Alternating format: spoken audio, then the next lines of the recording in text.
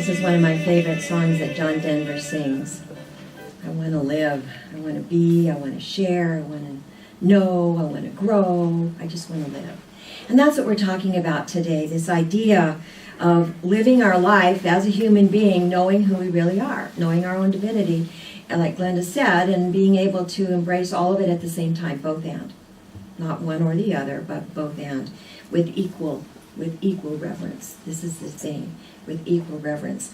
As we were talking with Harold this morning before we began, Harold, some of you may know, writes impromptu songs as he sits and listens to various messages and conference speakers and things like that. And he kind of wanted to know what we were talking about, and Stacy was in the area, and she said, "So what beatitude are we going to talk about today?"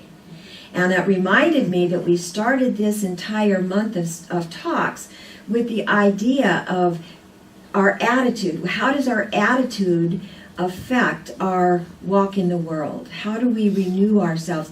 You know, the Christian idea that we are renewed by the transformation of our awareness, that this is how it works. Well, I think that it's reverse or something, not a biblical scholar. But anyway, our thoughts have a lot to do with the way we experience life. And that's really the focus of this whole month. And so today, we're talking about how do we recognize our humanity. This sometimes difficult human walk in the world that's all about the stuff of the world, the joys and the sorrows. And I see some tears this morning, and that lets me know that some people have been through some stuff this morning or recently. I've been through my own stuff. You know, we all got stuff, don't we?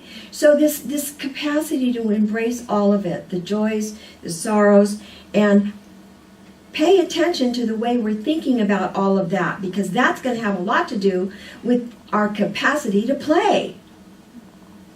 If we're thinking real negatively and we're very depressed and we're in fear and we're always gravitating toward the worst case, or as Eric Butterworth would say, the awfulizing idea, we're not going to be able to play at the same place of joy. So we're talking about this idea of honoring our uniqueness as a human being and accepting the fact that we're going to be immersed in all of it. It's my experience. Is it your experience? It's all of it, isn't it?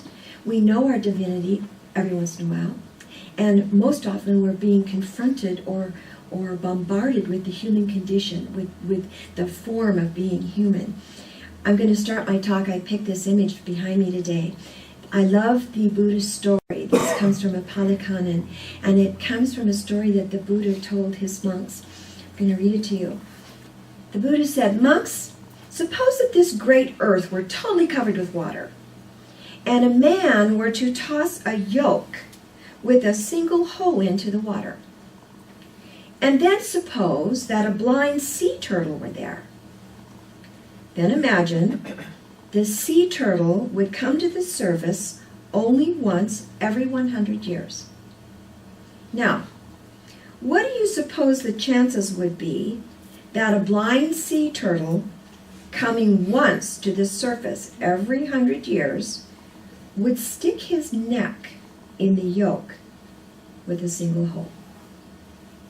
And the monks answered, "It'd be very, very unusual indeed." And the Buddha replied, "And so it is. It is very, very rare that one attains precious human birth."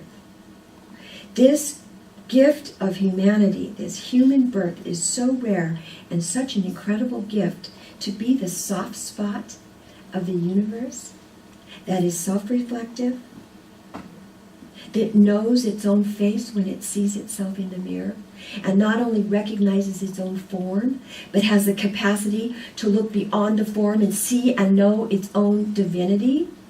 We're the only ones that can do that, folks. We're the only ones that are self-reflective, that know how to make meaning out of this human journey that we're on. We're the only ones that can think. And so we better pay attention to what we're thinking, because what we think makes a difference in the way our life out pictures, whether or not we've got the capacity to play, to have this joy-filled experience, to be that little baby that just laughs and smiles every time the human condition offers up the lost keys or the sprinkler under the hammock or whatever happens. See, I don't go through my life like that, do you? Usually when stuff happens in my life, I go, drat, not that again. One more thing to embrace. Yes? Yes. So this idea of appreciating our humanness, appreciating the idea that being a human being is a rare treasure, that it is so beautiful to have the opportunity to be in the world as a human being, to be able to appreciate that is a great gift. And I think a lot of times we take it for granted, don't we? Don't we take being a human being for granted? Yes. As I mentioned, one of our favorite teachers is A.H. Almas, and this is what he says. We have discovered that the nature of the human being is to be dynamic. The nature is that of a living organism of consciousness, an ever-changing, open, multi-dimensional field whose experience, our human experience, can come to know and actualize its divinity. See? We're the ones that can actually know and then actualize and live and express our own divinity. To me, that's quite a gift. That is quite a gift. Peter Russell says that it used to be that we thought that genes were the thing that determined our experience. He says, no. Our human experience is not so much reflected by our genes, but by our ideas. Now this is our human experience. It's reflected by our ideas. It's our minds that mold new structures and create new capacities. It is the mind, or our thoughts, our human capacity to be self-reflective and to make meaning out of our life experience, to create our human experience from the place of our divinity. Pretty amazing to me. So we've really got to pay attention to what we're thinking about, because our thinking determines our experience. I love what Eric Butterworth says, great metaphysician. Those of you from the Unity tradition will recognize his work. He says the molding power of our own thoughts is the most important thing that we have going for us. The most important thing that we have going for us. Because if we don't know our own divinity, as Laurie would say, we're not remembering who we are, we're forgetting, and we're always dropping into someplace else and not remembering our divinity. We're forgetting who we are. We're forgetting our own radiance. And we're not going to be able to create our own best life. We're not going to love the life we're living. We're not going to have a life that is filled with this joy and this play and this openness and this capacity to experience the joys and the sorrows as they come from a place of equanimity and balance. You know, we're always on the razor's edge, aren't we? We're always on the razor's edge with our humanity. Always sort of walking that tight line of being in the human world and remembering our divinity, and sometimes we forget. And then we bring ourselves back to center. But we are in a human world this time around. We're all wearing people suits. We all get to experience what it is to be a human being. And when we're really, really filled with grace, we get to remember the truth of our own divine nature. We have the great gift of knowing our own divinity. That is such an incredible, and by the way, not everybody is ready for that awareness. Do you know that in some communities, that would be blasphemous to say that I and this energy that God is are one? Because God's out there. God's not here. God's not part of all this. God's not, immersed. I'm not that expression because it's out there. It's only for special people. So for us to know our divinity is an incredible gift. To know we're human and to know we're divine all at the same time is an amazing gift. What I like about this idea of embracing our humanity and our divinity is that we can't really embrace our humanity unless we are connected and embracing the big picture, like the opening reading said, that Almas gave us that teaching about being the soft spot in the whole cosmos. Unless we see our place within that, it's very difficult to recognize the gift of our humanity, because sometimes we get so overwhelmed with whatever is going on, the pain, the suffering, the confusion, the tears, whatever they might be about, the harshness of the world, because sometimes the world's harsh. Have you noticed? Have you read the news lately? Yes. Sometimes the world is harsh, and when it's harsh, it's harder to remember our own divinity.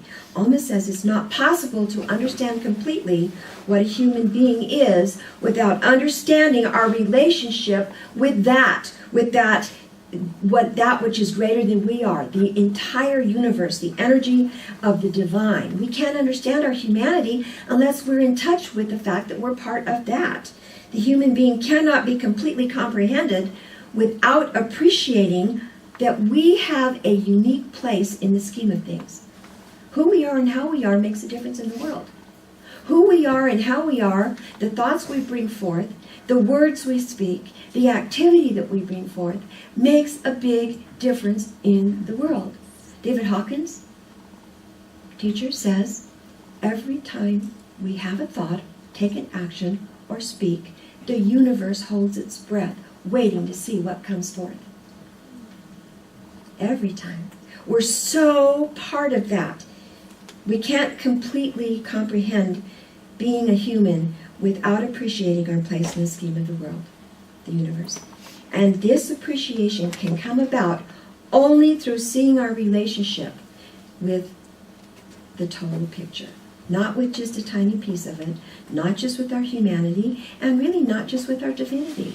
We've got to embrace all of it, both and. I started this entire month with a quote from my friend Eric Butterworth, great metaphysician. Old language, old unity language, but I think it's very valid, and I'm going to close with that same language, because I think this invitation, if you don't take anything else away from what I've said today, this is an invitation to remember the truth of who you are. Eric Butterworth says, and please breathe this in, take this in at a cellular level. You are a unique and wonderful individual. You are important. You are not just a statistic, but a vital part of the universe. You are God's living enterprise. God has something wonderful to say through you, which he can only say as you. The cosmos, this universe, can never be quite complete without you. And that's the truth. And that is at the heart of our being human. Thank you for listening.